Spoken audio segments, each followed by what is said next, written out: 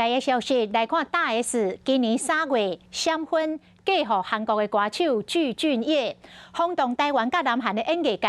具俊晔最近回到因韩国来上电视的节目，分享伊甲大 S 为恋爱到结婚的过程，媒众拢学到具俊晔超 man， 都是真有男子汉的气魄。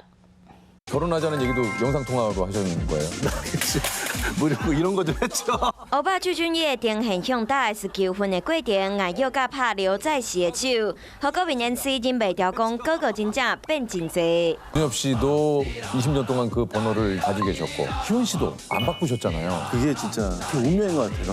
통화가 하고 싶어서 거리를 막 만들었죠. 讲到两个人靠旧电话号码讲电话，搁伫3月就结婚，过程就敢若是咧演电影共款。 결혼을 하자고 무지하게 좀 졸랐다고 얘기를. 코로나라서 지금 갈 수가 없잖아요. 결혼하면 내가 갈 수 있다더라. 그래서 제가 제안을 했죠 그랬더니.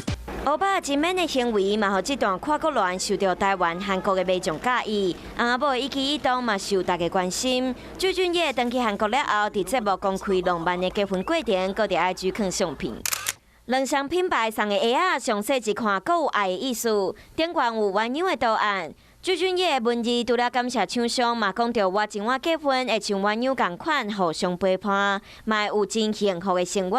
嘛有讲到阮死缘，嘛会真介意。后辈众拢甲因祝福，嘛希望两个人亲像鸳鸯共款，鸳鸯相随，恩爱甜蜜。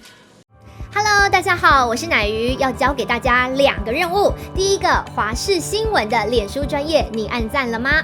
还有华视新闻的 YouTube 频道，赶紧订阅起来，还要记得按赞，开启小铃铛哦。